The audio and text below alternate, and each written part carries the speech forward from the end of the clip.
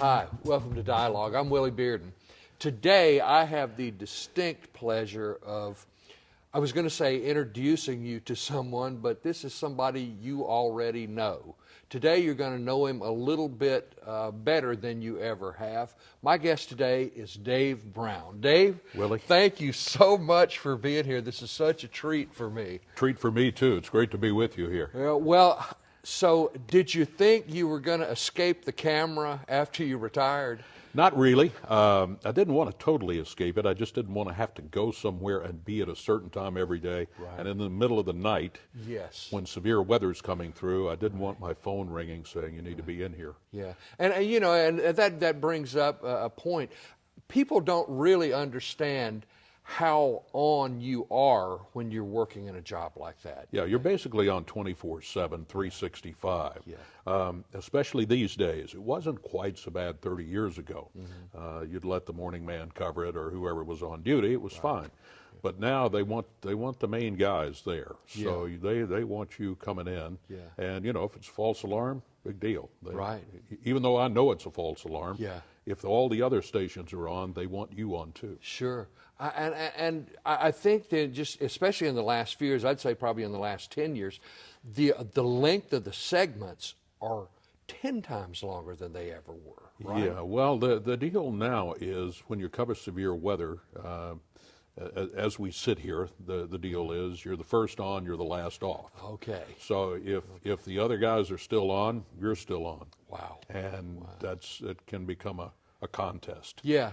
Yeah. Unnecessary contest, but a contest. What is it like having to sit there and do the proverbial tap dance? And I don't mean to minimize that at all, but you're, you know, that red light is on and that camera's pointing to you. What's that like? It's nerve-wracking. First of all, my theory always was don't scare people unnecessarily. Right. Tell them the truth. Yeah. And if you think the National Weather Service has put out a warning that's bogus, then tell them you don't see anything there. Yeah. You have to be careful, though, because you don't want to miss one and tell people everything is all right and then have a tornado destroy their home where they could have taken cover. So it's you're kind of dancing a fine line. The worst time, though, is when you know that there's a storm and your radar is telling you you're looking at it 6 ways from Sunday, and you know that there's nothing there. And maybe there was, but it's gone. Oh. But if that thing is in effect for another 45 minutes, you got to stay there and talk about it, and you got to tell people about a storm that's nothing. Wow. And so, another thing, there's a lot of, I think, a lot of coverage that they'll put out a warning, and I don't know this for a fact, but it seems to me they'll put out a warning if there's just a lot of lightning in a storm. Yeah. Well, that's not a criterion for a severe thunderstorm. Oh, okay. But, of course, any thunderstorm, by definition, you can't have thunder unless you have lightning. Right. So if it's a thunderstorm, it's got lightning in it, and lightning is always dangerous. So it doesn't have to be severe. Folks need to remember that. Right, right. So the reality of you standing there in front of the camera, I don't think people understand that somebody's in your ear talking to you while you're talking, right? Yeah. How does that work? Well, you are in command. Yeah. They are feeding you information, and sometimes the producer thinks they're in command. And you respect what they do. You want to be able to stay on time and all of that. But when you're in wall-to-wall coverage, I'm the one who makes the decision that I need to be talking about this, and I need to be showing something on the radar instead of going to a reporter standing in a field saying the wind is blowing. So they tell me what's available, but then I make the determination of when to go. Right. How hard a juggling act is that? Not too hard after everybody understands where everybody else is coming from. Right. So it's a team. And once the team effort, once the team starts to mesh, it tends to work out pretty well. Yeah. Now, people talking to you in your ear is a little more difficult for the weather guy than it is for sports and a news anchor, because the news anchors are reading. Right. They're reading off of a teleprompter. Yes. They have to. Right. They have to, because if they start ad-libbing and floating around, they can inadvertently say something that's going to get you sued. Right. Well, I never thought about that. Yeah, so they have to read, and many of our stories that are controversial have been what we call lawyered. Oh, So the anchor has to read the script, no deviation from it whatsoever, no editing, anything, just read what's been approved. Weather's different. We had no script. Yeah. We had no teleprompter. As a matter of fact, in the teleprompter, when I was doing weather, I had them put the TV picture. So when I look right at you in the TV camera, what I was actually doing is watching myself on TV wave at a green wall. Oh. That's another thing a lot of people don't understand. The wall, it's just a green wall. When I look at the wall and point to stuff, I'm pointing to nothing. Yeah. It's just a green wall. Wow. The picture is not there for me to see. I have to look at monitors to see that. Okay.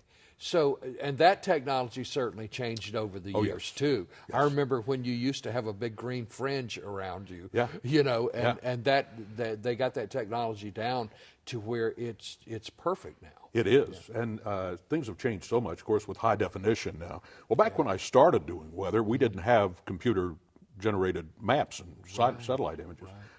We had a big map on the wall that was covered in metal, a thin strip of metal, and we had glorified refrigerator magnets. Actually, they were what we now know as refrigerator magnets that were glued to the back of a high and a low and a front, and we physically moved them around using the magnets. I remember that. And did you use a pointer? Oh, yeah. Did you? Okay. Oh, yeah. Well, you had to have a pointer.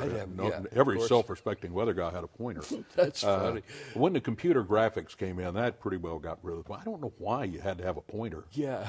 But one thing they expect you to do, like highs and lows of the day and the current temperature and a barometer reading, all of that was on stuff in the studio that they were shooting with a camera. Okay. So you could point to what you were talking about for a little bit of emphasis. Yeah. Wow. I had a cool pointer. There were all sorts of pointers that people had, but what I had was it was a thing that was collapsible that had a magnet on it. So if you dropped a screw somewhere, you could reach down in a hard-to-get place and lift the screw out. Well, I took the magnet off and put a little tip on it, painted the tip, and I could put my pointer in my pocket like an ink pen. That's great. That's wild. Wow. So our mutual friend George Larimore wanted me to ask you about the blazers that y'all wore at Channel 13. Were they orange or yellow? Yeah, they were kind of burnt orange. Yeah, okay.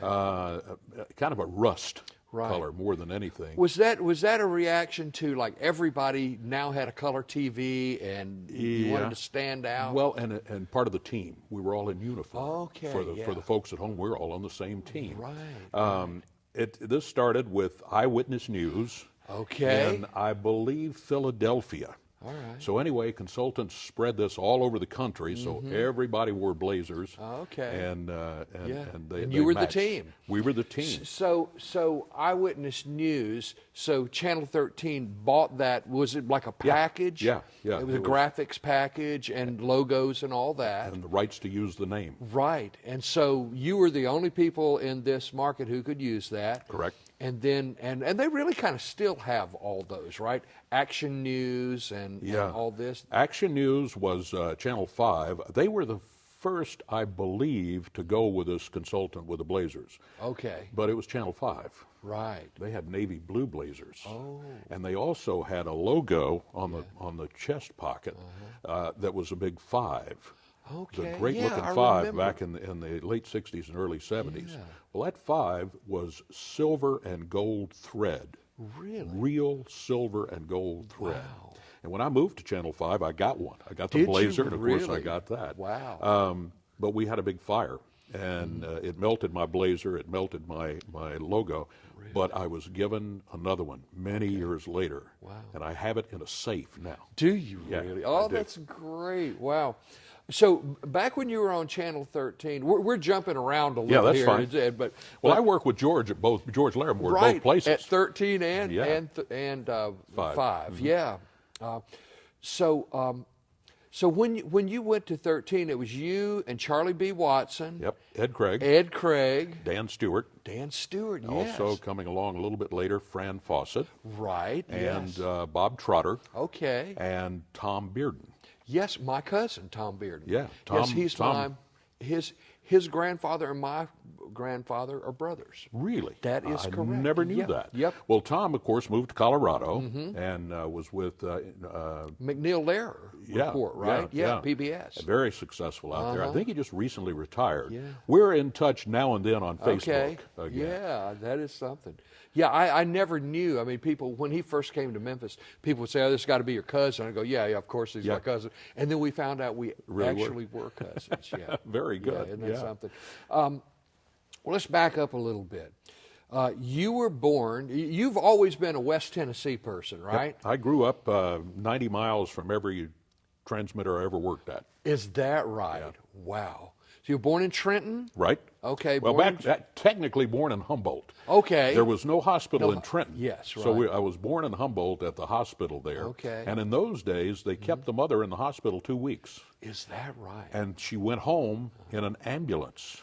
Really? Yeah. And I mean, today, 24 hours, right. out the door. Get out of here. We're taking the door in a wheelchair and then get out of here. Yard, right? Yeah, exactly. Right. But that's the way it was in those days. So I spent the first 2 weeks of my life technically in Humboldt. Wow. But Trenton is where I grew up. Okay. Okay, so how did you get into this business? I know a lot of people who because as you grew up, you kind of grew up with the industry. Yeah. Really. Were you, I know a lot of people started off with ham radios and things like that. Did you start in that? You didn't? No, I had a CB radio later on, but I was already in radio when that came along.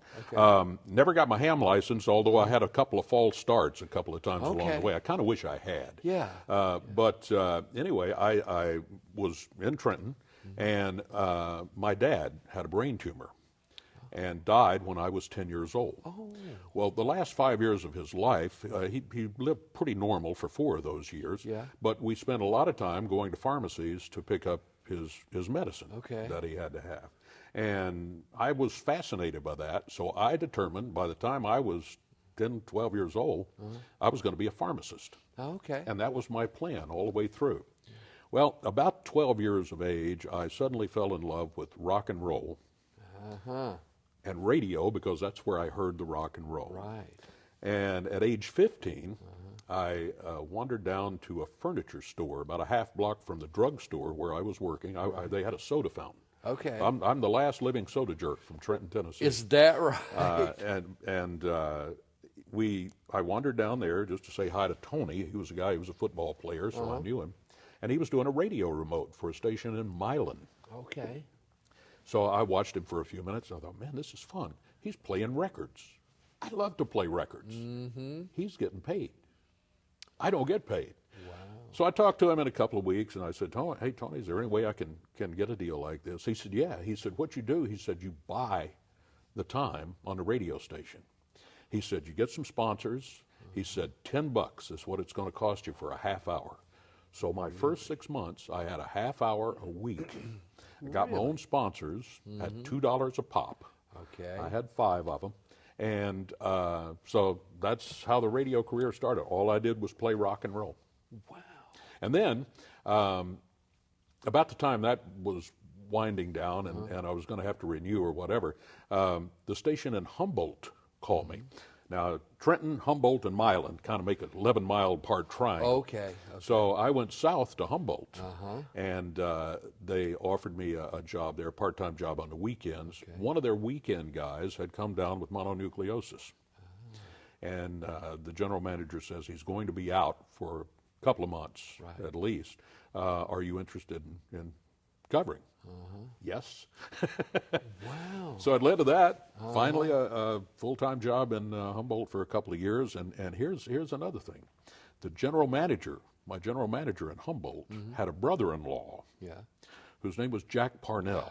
You're kidding, really? My hero, the morning man at Jack WHBQ Parnell. Radio. Yeah, Jack's a good friend. Great guy. Well, we got to be friends, Yeah. and I remember calling him the night that President Kennedy was assassinated. Okay. I was in Memphis at my grandmother's house, and I called Jack, and I said, Jack, I'm in town, da-da-da-da-da. He said, man, I'd have you come by, but with the president being shot, we're on special stuff and security and all that sort of stuff. Right. And I said, let me run something by you. I said, I'm planning on going to the University of Missouri and major in journalism. And he said, "No, you're not." What?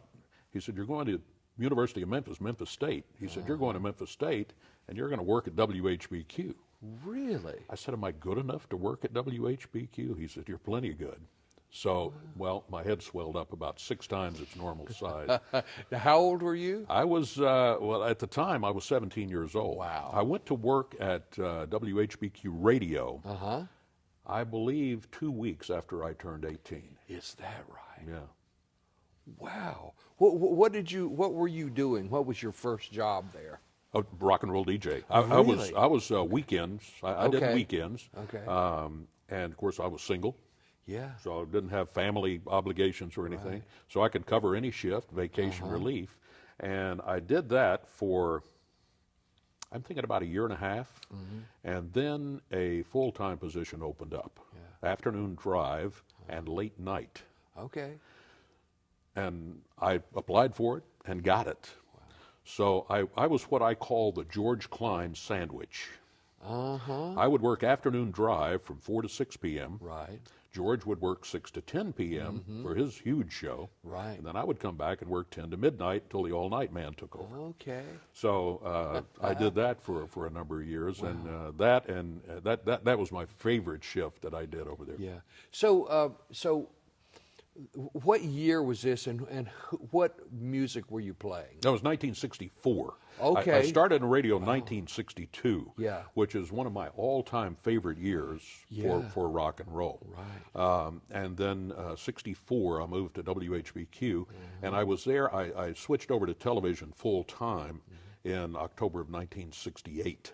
Okay. So for 4 years, I was on the radio 6 days a week.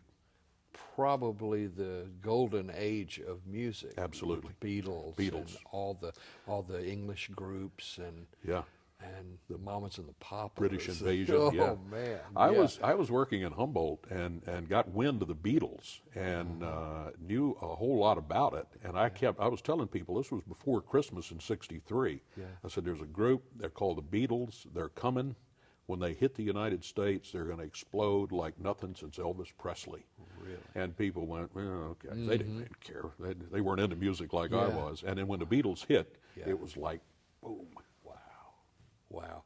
What was it like? How did you just have a knack? Because when you're a disc jockey, and people don't understand, you're like on, and especially back then, it was shtick. And I mean, and you kind of had to develop your own thing. Yeah. Did that come naturally to you? It did. I played it more straight than anything as a lover of the music. And, you know, I'm here having fun. I wanted to let you know I'm smiling, having fun. Sure. You know, when I worked at WHBQ, I worked in a coat and tie.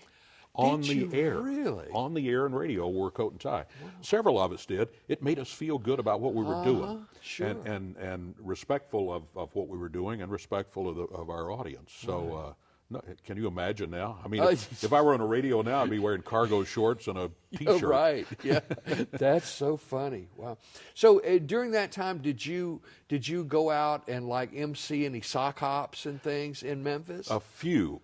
We did some of that, but usually the DJs like George Klein and Harry Chapman was big into that sort of thing. So they kind of picked they had to pick of the sock hops. Right. And then there were other radio stations in town too. WMPS was our main competition. Right. So a couple of their DJs did sock hops too. I didn't do many. I did one every now and then. Yeah. Wow.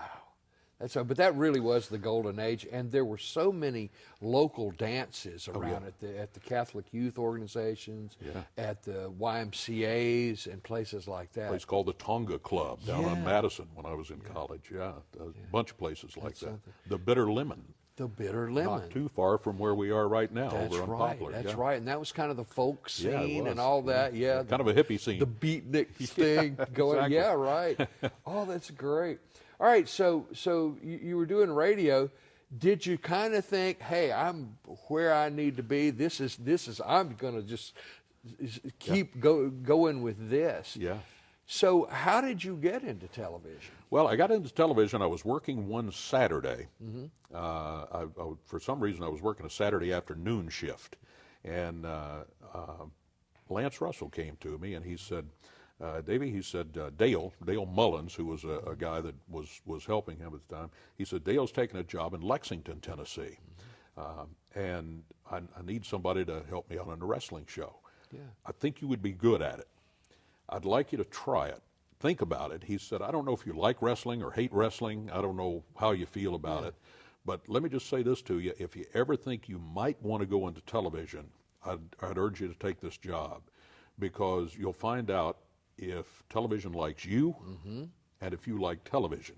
Yeah. You learn to think on your feet. You already do that because you're in radio. That's one reason he wanted it. But he said, you'll see if you and television are a good fit or not.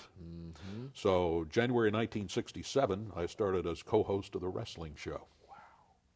Were you a wrestling fan? No, I didn't hate wrestling. Yeah, I just wasn't a fan. Didn't know. You probably didn't know much about it. Didn't know a lot about it. I'd watched it when I was in high school. But keep in mind, I was working in high school too. I was working in radio, working at a drugstore. I started working at the age of 10 with a paper route. Wow. So by the time I retired, I figured I'd paid enough dues. I guess you have. Wow. So, what was the wrestling scene like in that year? It was terrific, but it was before it reached its peak here. Yeah. It reached its peak really in the late 70s and especially the 80s. Yeah. But in those days, of course, the Channel 13 studio we were in was very small, and we had audience around two walls. Right. And then Lance and I were back up against another wall right beside the ring. And we had people like Billy Wicks, still wrestling a little bit. He worked for the sheriff's department at the time. But Sputnik Monroe was pretty much a regular. He was in and out of the territory. Jackie Fargo, he was the big name in town. And then he took this kid under his wing who had been sending Lance drawings of what had happened on the previous Saturday on wrestling, and Lance started showing them on TV. They were very good. Cartoons, wrestling cartoons, if you were, and it was Jerry Lawler. Really? And Fargo took him under his wing and trained him, and the rest is history. But we then in those days when we were still at Channel 13, people came along like superstar Bill Dundee. Yeah. Right.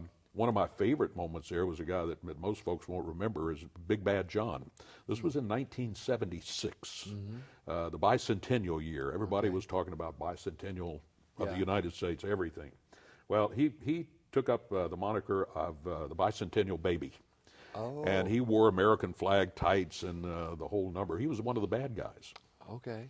So one day, he was not too much further away from you, maybe twice as far away as you are right now. And he was in the ring, and I'm announcing the match, and he's got a guy in a headlock, and he's pulling his hair so the referee can't see it. Yeah. So I yell, "Hey, ref, he's pulling hair." Well, John looks over at me and said, "Tattletale." I about lost it. I just about fell out.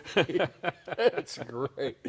So how well did you get to know all these wrestlers? Very well. Really? In the early days, not so much. In the early days, I didn't sit in on the meetings that we had before the show went on the air. Okay. That was on purpose, and Lance was good with it. All the guys were good with it because I wanted to see it as a fan. Right. I didn't want to know anything. I just wanted to be surprised by whatever it was that happened in front of my eyes. Yeah. Later on, that became not possible. I had to be in on what was going on. Sure. Did you ever get beat up? No.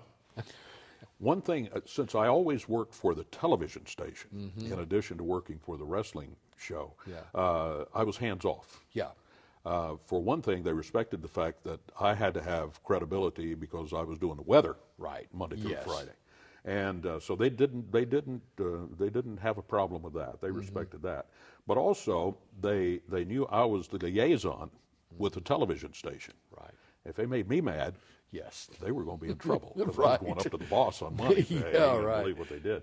But there was also some responsibility with that because the license to operate a television station is a very valuable thing. Yes. And it's live. We did not have a 7-second delay. It was live. Wow.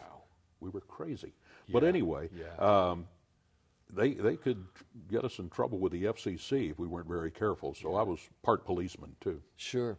So when you started doing, so you were doing wrestling first. Then how did you become a weatherman? Okay, well, I was doing wrestling part-time. I was still working full-time at WHBQ Radio. Right, I was just okay. doing wrestling on Saturday.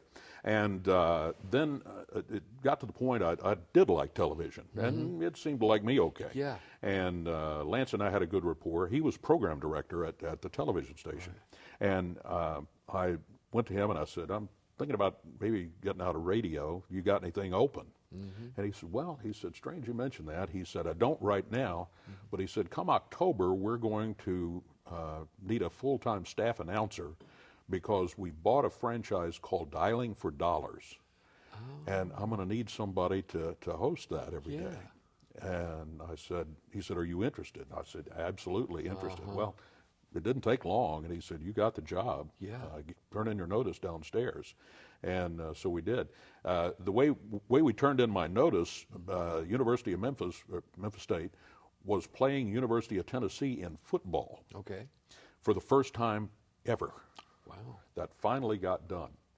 And, of course, Tennessee was rated way up high, and Memphis State was good, but most folks knew what the outcome was ultimately probably going to be. Yeah. So I started saying on the air, I'm a student at Memphis State. If Memphis State doesn't beat Tennessee, I'll get out of radio.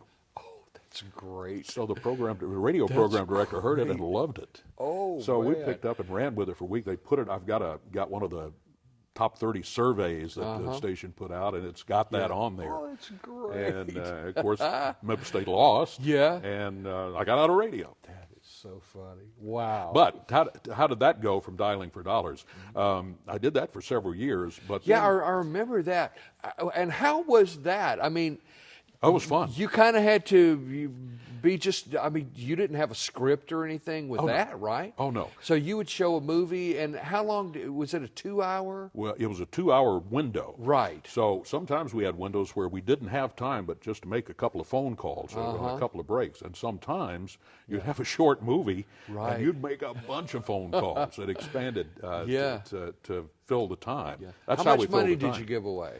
I don't remember. Maybe the most I ever gave away was in the neighborhood of $500-600. Okay. Keep in mind there were 4 television stations, and one of those was the educational station, which was running educational children's programming. Yeah. So there were only 3 of us to divide the audience. So everybody was watching. So everybody was watching. Oh, man. And so we would make a call, and no cell phones. Yeah. So you would call the home phone, and people would pick up, and if they knew the information, the count and amount, they won the money. Wow. We gave away a bunch of money. I don't know how much altogether. And it wouldn't sound like much in today's But dollars. back then, Back then, if you got $100 or that was a lot of money. $50, that was a lot of money. A lot of money. Sure. Wow. But after that,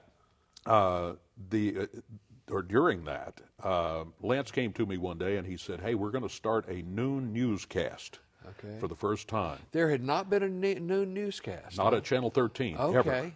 Wow. And they decided to get in the news business and compete for sure. This was in 1972. Right. And they said, he said, "Would you do the weather?" And I said, "Well, I've always loved weather, but I don't really know a lot about what I'd be doing there, but I'll learn." Yeah. He said, "That's all we can ask." Well, I fell in love with it. So I started getting the books and the studying and the courses and going to the conferences and taking short courses and all of that. And it developed into being chief meteorologist at Channel 5 for almost 39 years. Wow. So you were at Channel 13 doing this, and did you go to Channel 5 because of wrestling, or did wrestling go to Channel 5 because of you? No. I went to Channel 5 basically because of wrestling. What happened was that Jerry Jarrett and Jerry Lawler split off from Nick Goulas, who was the wrestling promoter based in Nashville. Okay. And Nick had to hear Jerry Jarrett's side of the story. He had bought what he thought was a part of Nick's wrestling company as a partnership. Yeah. And then what Nick told him when time came, he said, "No," he said, "You don't own part of this company." He said, "What you bought was an option to buy it, and that option expired." Oh. Okay. Ooh. Yeah. that wouldn't sit well with anybody. I Oh, don't no. think. Well, it sure didn't sit well with Jerry Jarrett. So Jerry went to Lawler, and he went to all the other guys, and he said, "Would you go with me? Would you stay with Nick?" And all but two said, "We'll go with you." Really? So they came in to the television station, and of course Lance was still hosting the show, and they said, "We'd like you to take our show. We're gonna have all the talent here, except for two guys." And Lance said, "Yeah." He said, "I don't see a problem with it." So he let him know. General manager knows. Said, "Well, we better check with New York." Yeah. It was owned by RKO General in New York. Right. So They were a tire company, right? Yeah, tire. The General Tire General Company. Tire, Pepsi Cola bottlers at the Yeah. time, Frontier Airlines. Right, That was all RKO General. But the lawyers in New York saw what was happening. They said, "No, no, no, no, no. The Goulas people will, or the people in Nashville will sue you. They will sue us, Right. and they'll win. And you can't do that." And Lance as well. He said, "We got a show here that's not going to have any talent." Yeah. He said, "Cancel the show immediately." Really? So they did. They canceled the wrestling show. Wow. Well, Jerry Jarrett and Jerry Lawler are smart guys. They had already approached. They were ready to approach another television station if Channel 13 didn't pick them up. Right. So they went over to Channel 5 unannounced. Yeah. Went in to see Maury Griner, and they had plans to go over to Channel 3 and whatever they needed to do. And so Maury agreed to see him. He talked to him, and they said, "Look, we're going to bring you a show, which is the highest rated show on local television." Right. Later, it was the highest rated show, period, network or local. This was in the 80s at Channel 5. But they said, we can bring that show over. We're pretty sure we can bring Lance Russell, and you need a weather guy. You're in between weather guys. We're pretty sure we can get Dave Brown to come over. Well, I never knew that. They didn't talk to me about that. So they kind of made your deal for you, They huh? promised them I was going to be there, and I knew nothing about it. Yeah. And sure enough, the talk went back and forth, and we got an agreement. So I came over. The wrestling show moved over in March. Lance moved over in April, and I followed toward the end of May. Okay. So Lance left a job as general manager. He was the program manager. director. He was a Right. program manager. He was basically the number two man in the building. Right. Or one of the number two men, along with the general sales manager. Sure. And he quit that job and went to work not for Channel 5. He went to work for the wrestling company. Okay. Lance never worked for Channel 5 directly. Yeah. Okay. It's probably a smart move, right? It was a smart move. It was a scary move. I bet. He had 3 kids. What did Channel 13? I mean, surely there was a moment when the lawyers in New York and everybody went, "Oh, what have we done?" I think Channel 13 knew that immediately. Yeah.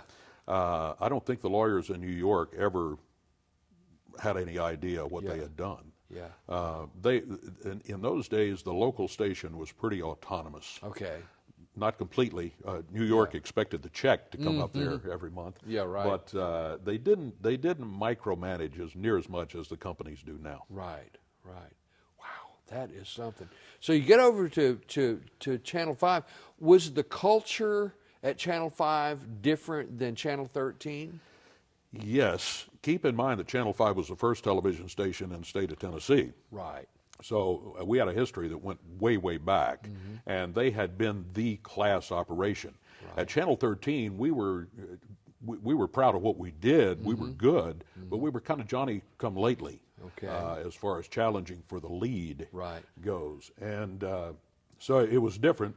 It was a little more laid back in some ways, and a little more intense in other ways, because we were number one. We wanted to stay that way. I remember I'd been there for some time, but the news director was a guy named Frank Gardner. Now, Frank was from Humboldt. He started at the station where I worked in Humboldt. Okay. So we had known each other over the years, but Frank became news director at Channel 5. Later, he became head of Scripps Howard Broadcasting. Right, okay. But when he was news director, he had a meeting one day, and I've forgotten what precipitated it, but anyway, it was kind of a chewing out session for some of the staff, and so he had everybody in there so that everybody could hear it. Yeah. And I remember him saying, look, he said, here's the thing. He said, we can't do that. We've got to do it better. We got to do it better. Yeah. Why do we have to do it better? Yeah. Because we're Channel 5. And I thought, wow. Wow, that's yeah. cool, and it's kind of something to remember. Yeah. But that was the attitude. Wow. We have to do it better because we're Channel 5. We're Channel 5. Well, it must have been great being a part of that. And I mean, it was, I always, I think everybody kind of knew Channel 5 was kind of head and shoulders, above everybody else. And Channel 5 was where the other stations looked really for direction. Yeah, and that was true through the 80s, and then things started slipping. Channel 3 really started making a push, and they really improved their standing in the ratings. And 13 did not go away. 13 still today is very much a factor. Yeah. And then of course Channel 24 came along. Well, Channel 24 at the time was a Fox affiliate. Right. They didn't do news. Okay. So they were not a factor in the news market until Fox bought Channel 13. Right. When Fox bought Channel 13, that network went over there. ABC went over to Channel 24. ABC said, "You're going to have news." Yeah. So that's how they got it. So they had to build that from the ground up. From the ground up. Wow. The kind of the heyday of the local news, was late 70s kind of through maybe the 90s. Yeah. Yeah. And but man, I mean, the news really ruled, and I mean, and cable was just coming in, and cable was kind of kid stuff or whatever. It just didn't have the power, certainly, that it has today. But no, well, it didn't have the penetration. Yes, right. You could get it if you were in the core of the city in the early years, but and then of course satellite television didn't exist. Right. So when the dishes and the direct TVs came in, and that exploded the whole universe as far as television is concerned. But yeah, it was just the local stations, and everyone focused on the news. Yeah. Our newscast at Channel 5 was from 5 to 6 p.m. It was 1 hour long. Yeah. So we could do some in-depth stories. We could do some human interest stories and all of that sort of thing. It wasn't as much of a what's loosely called breaking news type situation. Right. Yeah. It sort of was in the tradition of Walter Cronkite. In the Vietnam War years, everybody watched either Walter Cronkite or Huntley Brinkley, and maybe Frank Reynolds on ABC, because they were hungry for the news of the day, the news that was coming. There was no internet, there were no cell phones, and no Twitter. And so that's how everybody got their information, was from the evening newscast. So everybody watched. And that's kind of how we developed up until the heyday. Things started to change when there was a station in Miami, Florida, who started doing this flashy stuff where it wasn't in depth at all. It was mostly crime. Right. And they would have people with backpack cameras roaming the streets, and if something came over the police radio, they'd go to the scene and breathlessly talk about what may have happened there. That was sort of the beginning of things starting to change in the news business. Yeah. Did you no, go ahead. Well, I was going to say, and what then drove that was with all of the stations in the news business, and being owned now. You don't have many regionally owned television stations anymore, or family owned. They're owned by conglomerates. So the drive to do whatever it takes to get the eyeballs watching, that's when that really got into gear, late 90s. Yeah. And then by this time, Ted Turner had kind of turned news on its head with the cable news network. Yeah, CNN. I recall watching CNN many hours. Yeah. And then they came in with CNN headline news, which was a quick dose of the news that you could get if you were just had a few minutes to watch. Yeah, that changed everything too. And with the penetration of cable and later the satellite TV, it allowed people to get their news whenever they wanted. Right. Which has become even more dramatic in these days with Facebook and Twitter. If something happens, I look at Twitter and I know it now.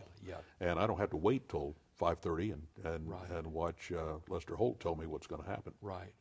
And that is really something. And then I think the added thing of having to fill up so much time. I mean, all the local stations now do 4 o'clock, 4, 5, 6, 10, and then in the mornings, how many hours? Start at 4:30, most of them do, Yeah. and go till 7.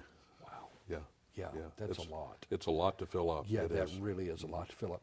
But news was always seen as one of those things that was cheap to do. Yes. So you made a lot of money off the news operation, right? Exactly, and still is compared to syndicated programming has become very expensive.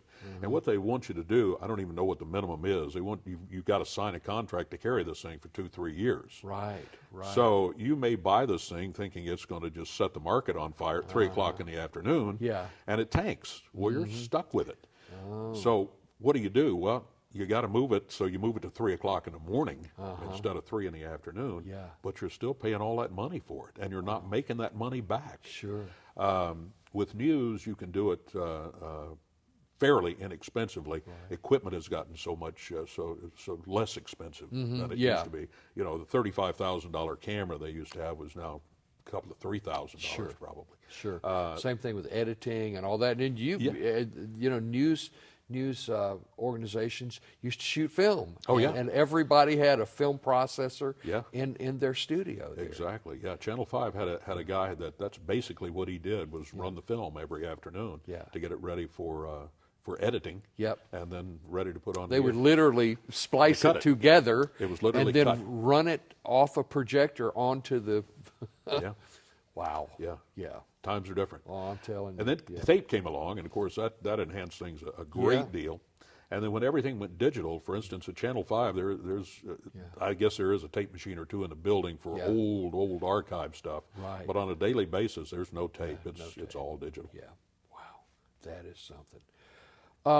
So when you got over to 5, did you have to change the way you did anything? I mean, did they have like consultants saying, "Hey, Dave, I know you did this at Channel 13, but why don't you?"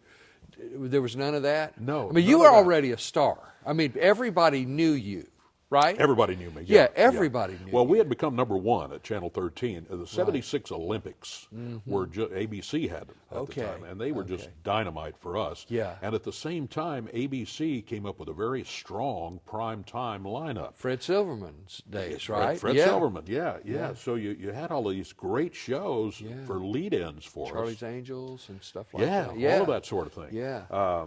And you know, that led right into our 10 o'clock newscast, and also provided on our early newscast. Lance was a genius when it came to programming.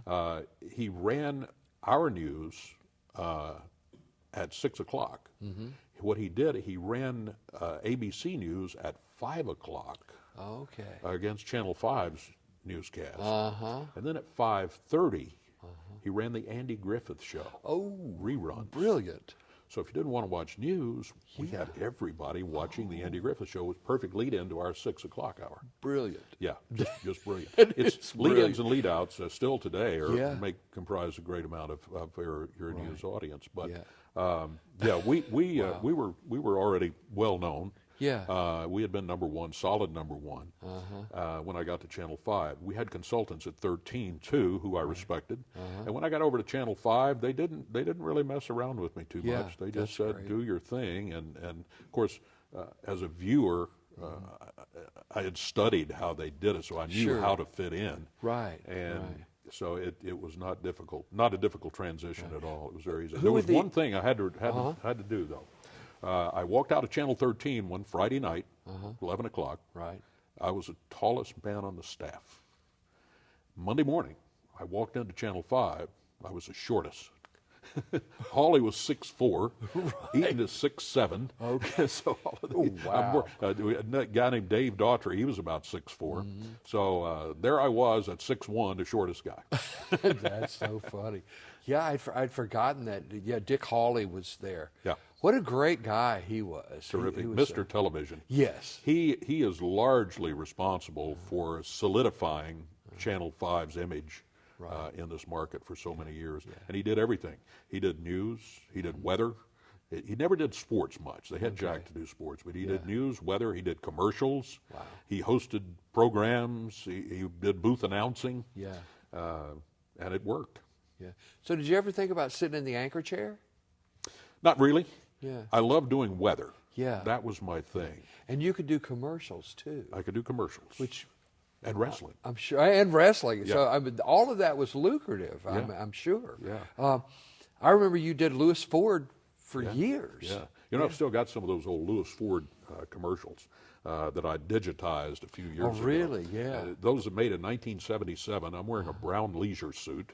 There you go. And I got a Thunderbird, and the best one is an old Ford pickup truck. I think it was an F-100 at the time. Yeah. And I'm talking about this great new truck you can get at Lewis Ford. Of course, now that looks like something you got out of the pull-apart junkyard. Right. You know? Here I am selling this, what looks like a piece of junk as a brand new truck. That's funny. That's funny. So what was a typical day for Dave Brown during the Channel 5 years? I mean, what time did you get there, and what time did you get to go home? It changed as the years went on.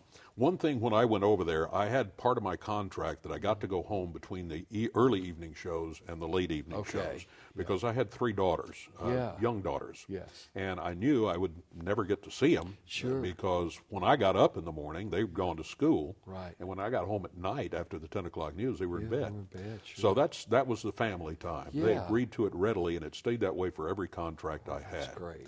Of course, there were exceptions. If there was severe weather, sometimes we'd have an event I would be hosting. But most of the time I got to go home between shows for an hour and a half, 2 hours, if there was nothing going on. Time of day that I got there in the afternoon changed. Sometimes I would get there at 12:30 for the 5 o'clock show in the early days of the computers, because I had to start over from last night. Oh, really? And put together today's stuff Yeah. in the computer. As the computers advanced and all that, I did a little less of that. So I would show up 2 o'clock. Yeah. Again, on a day when skies are blue, nothing's going to happen for the next several days. Sure. And put the weather together. Yeah. And we put our own stuff in the computers, still to this day, our own graphics, and prepare to go on the air and deliver it. Okay. Then we started expanding. We went from a 5 p.m. to 6 p.m. to a 5 to 5:30 and a 6 to 6:30. Yeah. So that Yeah. stretched it out a little bit more. Sure. So over the years, I spent more time there. Now, Ron, who took over for me, will spend a lot more time than I did, because social media has become such a huge part. Right. So he'll be doing Facebook, he'll be doing Twitter, he'll be doing all of that sort of thing. In addition, he'll be maybe doing live Facebook, in addition to what goes on what I call big TV, the mothership. Yeah, right. That's really something I didn't think about, him having to now do all those ancillary things, because you've got to do it. You've got to have a presence on there. Absolutely. You've got to be speaking out on everything. Absolutely. Right? Yeah. Wow. And it's like when the internet first came along, I was an early adopter of the internet. I'm kind of a techie anyway. Yeah. And so I said we need to put the 7-day forecast or 5-day forecast at the time. I said we need to put that on the internet.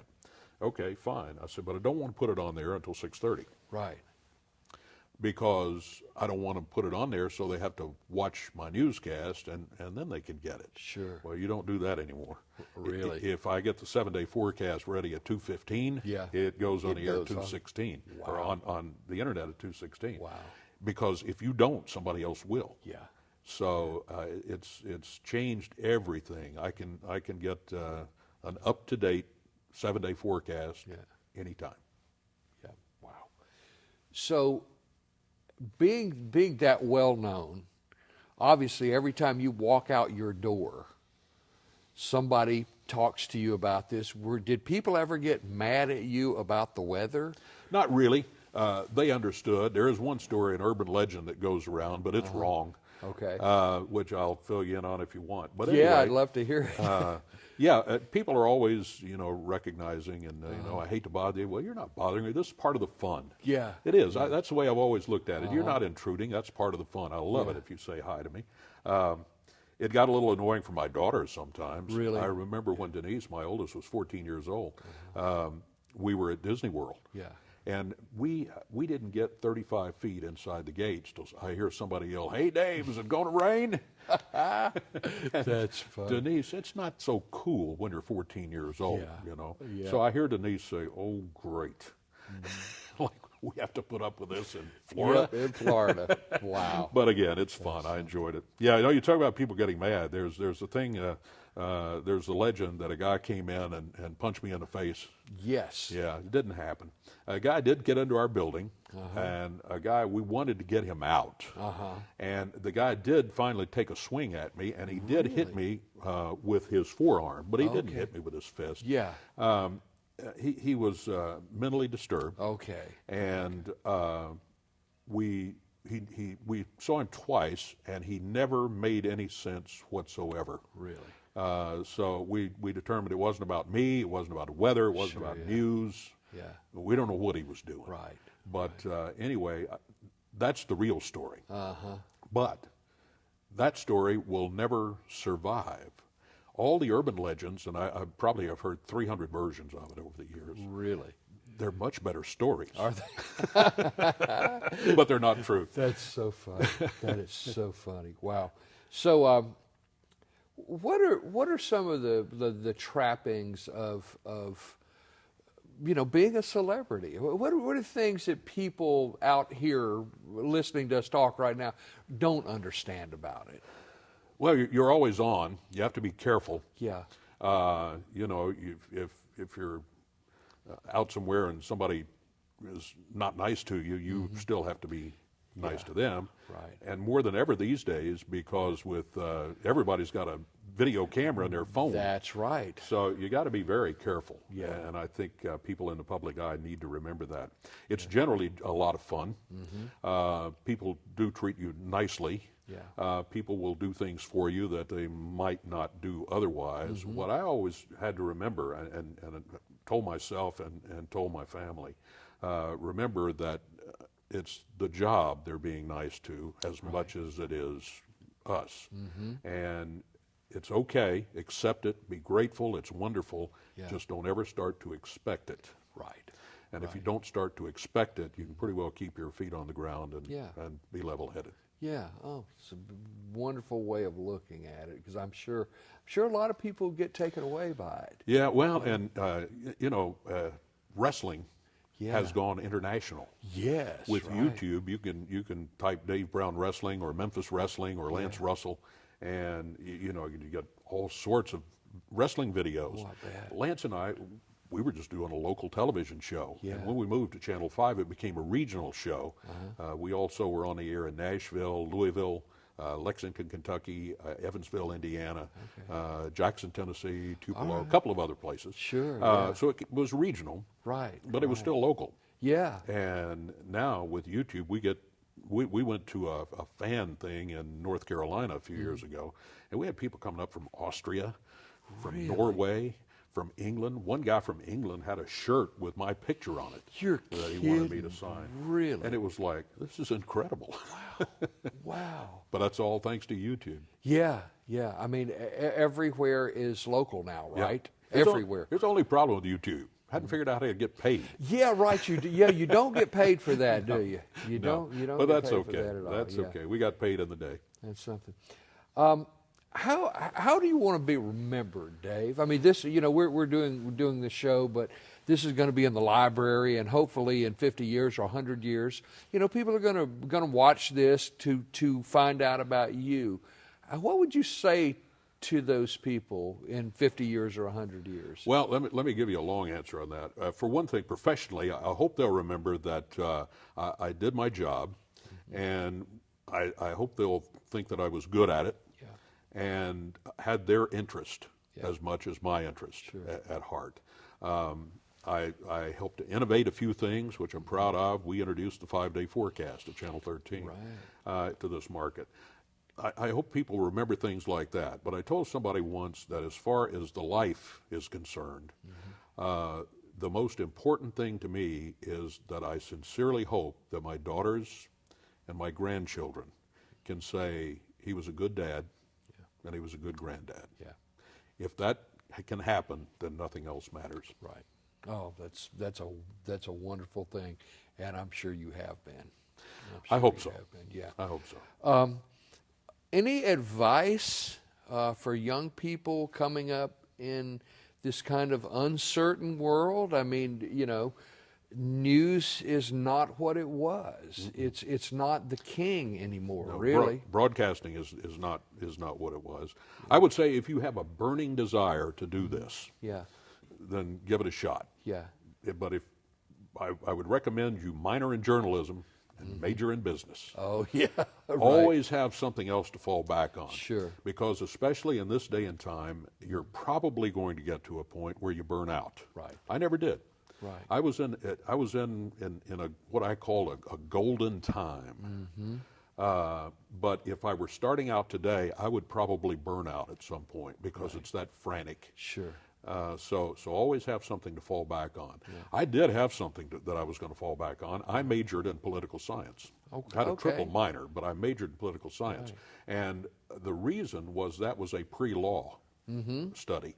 I was going to go to law school and become a lawyer if broadcasting didn't work out. Right. Which, fortunately, broadcasting did work out. Any regrets or anything? I mean, you seem to be No. just one of the most positive people I've ever known. Well, I've lived a blessed life is the only word I can think of to describe it.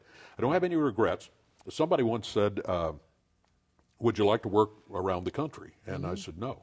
I got some very nice offers. I got one that was easy to turn down. I got a job offer from Buffalo, New York. Oh, really? Right after they had their worst winter on record. Oh. And I'm not a winter fan. Okay. I don't like cold weather. So it took me about 0.2 of a second to turn that down. Right. Got an offer in Los Angeles. I'm glad I didn't do that. I was afraid would happen was you take this job, you're making all this money, and then all of a sudden you're out. Yeah. So you hadn't made all that money. Right. So I decided, I kind of went to school on Dick Hawley. I said, what I would like to do, I've got a family. I want to stay in this market, do the best job I can, advance to what was best I can, and raise my family here instead of bouncing all over the country. Yeah. No regrets. What an incredible story. I hate to say this, but we are at the end of our hour. I think we could go for another hour or two. That's the problem with weather guys. We tend to get going and not Well, shut up. I'm glad you got going because this was an incredible conversation, and I really appreciate you being here. And I know that everybody watching this, you know, has enjoyed all the inside stories and the kind of ups and downs and really more ups than anything. Yeah, mostly ups. And all of everything that you've done, and really everything you've done for the city too. You've been a great ambassador for Memphis, and you are synonymous with Memphis. Well, thank you. That's a great compliment. Well, thank you for being here. I hope to see you around a lot more. Absolutely. I know you've been sitting in some for George Klein's show here on the Library Channel, and we certainly appreciate that too. We love George. And until next time, folks, we hope you'll tune back in for Dialogue, and we'll be talking to some more folks. But I really, really, from the bottom of my heart, thank Dave Brown for being here today. Thank you, Dave. Thank you, Willie.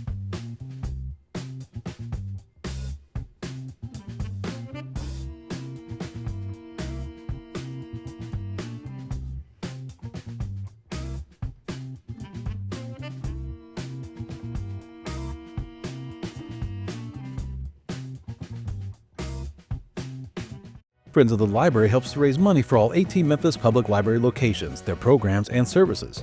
Donate as a one-time monthly or yearly contribution to help us continue to serve the approximately 2 million customers who enter Memphis Public Libraries annually.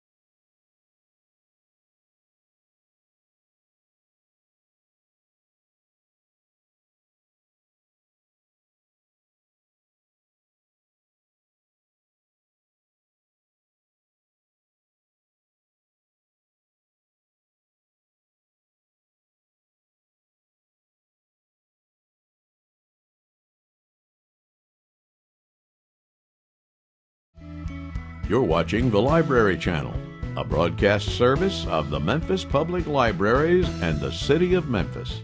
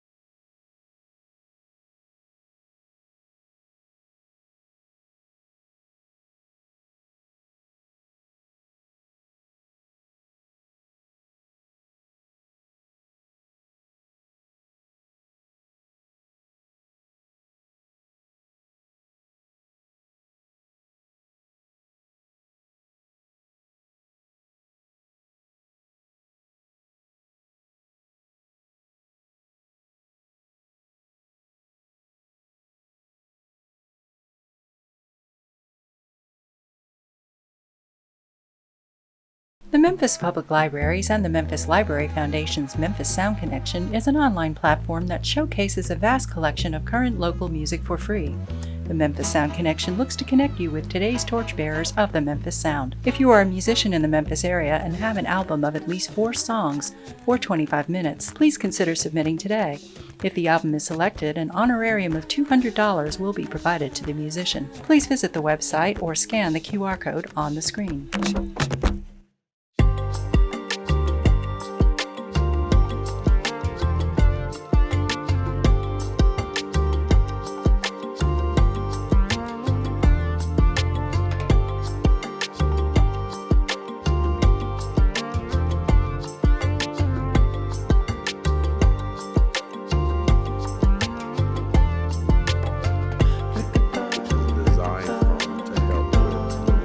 So everything is Memphis.